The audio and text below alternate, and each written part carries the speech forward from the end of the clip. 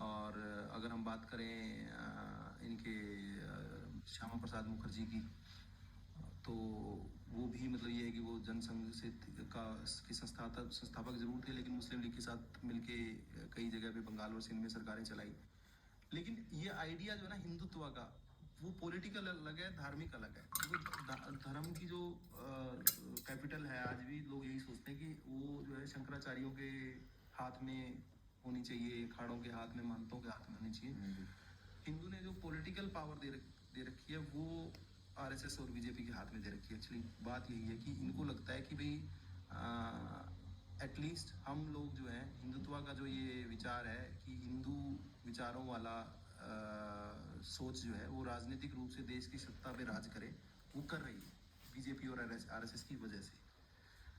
धर्म से इनको भी पता है कि जो वोट देने वाला है, खुद वोट देने वाला जो है, उसको भी पता है कि भाई मैं अगर मान लो अपने अपने धर्म के आइडियल्स पे इसको फिट करके देखूँ ना, इस आदमी को जिसको मैं वोट दे रहा हूँ या जो ये लीड कर रहा है, तो ये मेरे को फिट नहीं बैठता है।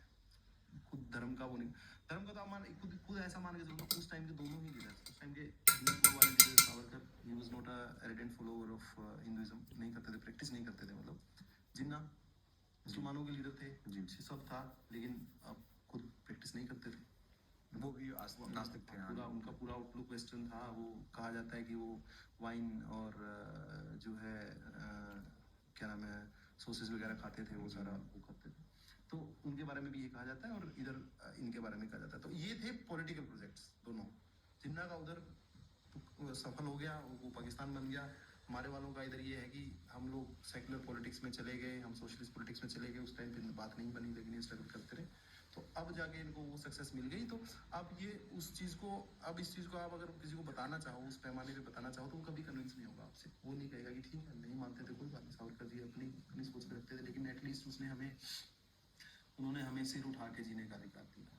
उन्होंने हमें एक ऐसा बताया कि भाई आप अपनी सरकार भी बना सकते हो, और हिंदुओं को बचाने वाली, हिंदुओं को आगे बढ़ाने वाली सरकार भी बन सकती है।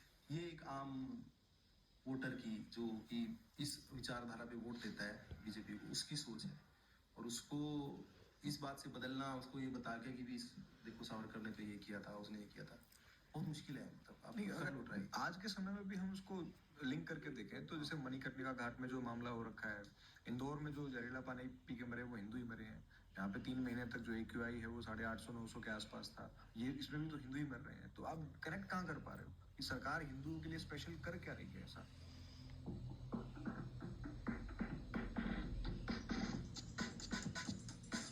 Nika, makeup, beauty shopping. Download now.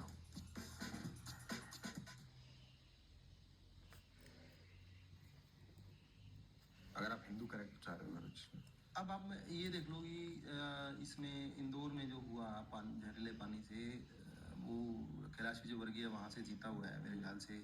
कितने वोट से जीता, 6 लाख या उससे ज़्यादा, कितने ही वोट से, जितने मुझे आइडिया नहीं है, लेकिन अब वो जितने भी वोट से जीता हुआ, बहुत तगड़े वोट से जीता हुआ है।